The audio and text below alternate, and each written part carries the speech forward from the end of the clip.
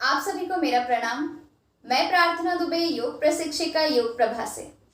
आदरणीय केसी जैन जी द्वारा हमें लगातार आसनों पर लेख दिए जा रहे हैं, उसी पर आधारित मेरा यह वीडियो आपके समक्ष प्रस्तुत कर रही हूँ। आपको लाइक, शेयर, कमेंट और सब्सक्राइब, साथ ही साथ बेल आइकन दबाना बिल्कुल ही नहीं भूलना है। इसी आसन की तरह जिसे मैं बताने जा रही हूँ। आसन है आज का स्वस्तिक आसन। स्वस्तिक का अर्थ है शुभ, यानी कि स्वस्तिक आसन को हम ध्यान लगाने के लिए उपयोग में ला सकते हैं। यह उत्तम आसनों में से एक है। स्वस्तिक आसन जो कि हमारी शारीरिक और मानसिक परेशानियों से हमें बचाता है। यह तन एवं मन में संतुलन बनाए रखने के लिए एक बहुत ही उत्तम आसन है।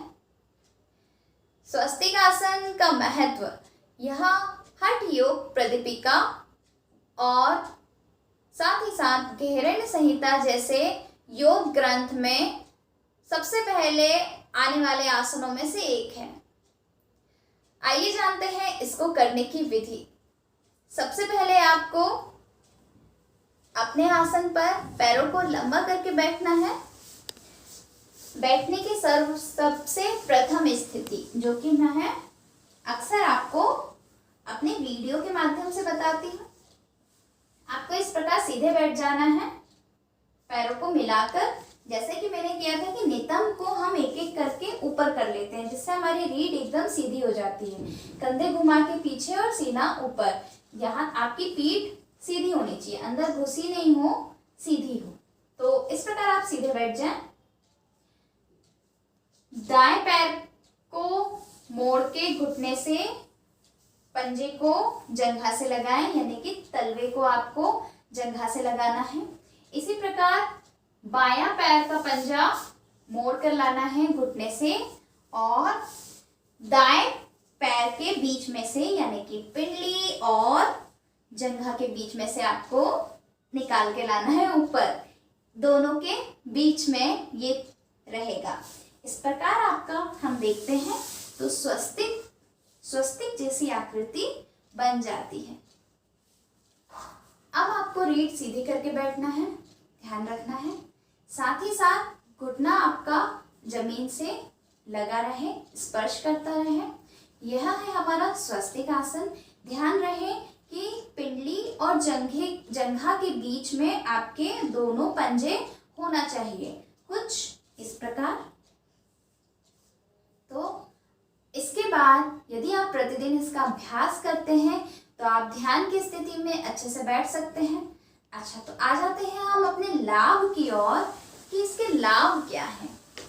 लाभ ये है कि हम ध्यान पे थे तो ध्यान हम इसे करके लगा सकते हैं और इससे हम बहुत ही आनंदमय, चिंता व परेशानी से मुक्त हम महसूस करते हैं। तनाव से भी हम बेहद हद तक दूर रहते हैं। यदि आप इस आसन का अभ्यास प्रतिदिन बहुत ही अच्छे से कर पा रहे हैं तो आप रीढ़ के दर्द से भी मुक्त हो सकते हैं स्वस्तिक आसन के अभ्यास से। यदि आपको बहुत ही पसीना आता है तो भी आप इस आसन को तो जरूर ही करें। आपको यह करना ही है, ठीक है, क्योंकि जब हमें पसीना आता है और जब पैरों में बहुत ज़्यादा पसीना आता है तो उसमें बदबू भी बहुत आती है। अक्सर हम जूते पहनते हैं या मोजे पहनते हैं तो बहुत ही हमें बदबू आती है। तो ऐसे पसीने से बचने के लिए, ऐसे बदबूदार पसीने से बचने के लिए क्यों ना हम स्वस्तिक आसन का अभ्यास रोज करें, जिसकी विधि मैंने आपको बताई है। जी हाँ, और यदि ठंड के मौसम में आपके पैर बहुत ही ठंडे हो जाते हैं और पैर ठंडे होते हैं तो सबसे अधिक समस्या हमें होती है। तो इस प्रकार ठंडे पैरों से बचने के लिए भी आप स्वस्तिक आसन का अभ्यास रोजाना कर सकते हैं। इस आसन को करने पर हम बहुत सी शारीरिक व्याधियों से दूर रहते हैं। वायु रोग से दूर रहते हैं, क्योंकि पिंडली और जंघा के बीच में जब दोनों पंजे रखाते हैं तो यह वज्र नाड़ी को दबाते हैं, जिससे वज्र नाड़ी का अच्छी तरीके से दबाव होता है। तो यह वायु रोग को हमसे दूर रखता है। इस प्रकार हम इसमें बहुत ही सुखद स्थिति में रह सकते हैं। आइए जानते हैं इसकी कुछ यानी छोटी मोटी सावधानियाँ। वह यह है कि यह आपको भी पता होगा, यदि आपको साइटिका का दर्द है तो हम ऐसे पैर मोड़कर नहीं बैठ पाते हैं। आपको घुटनों में दर्द है तो भी आपको पैर मोड़ के बैठने के लिए मना कर दिया जाता है। तो वही मैं भी करूँगी कि आपको पैर मोड़ना नहीं है, यानी कि स्वस्तिकासन नहीं बनाना है। और यदि आप रीढ़ के असहनीय दर्द से परेशान हैं और अभी तक आपने किसी प्रकार की जांच नहीं कराई है तो आप जांच कराएं और अपने प्रशिक्षक या फिर डॉक्टर से जानें। उसके बाद ही सभी आसनों को आपको योग प्रशिक्षक, योग विशेषज्ञ और योग आचार्य जो भी इनके ज्ञाता हैं और बहुत ही अच्छे ज्ञाता हैं, उन्हीं से आप सीख कर करें, उनकी सलाह और उनके सानिध्य में करें।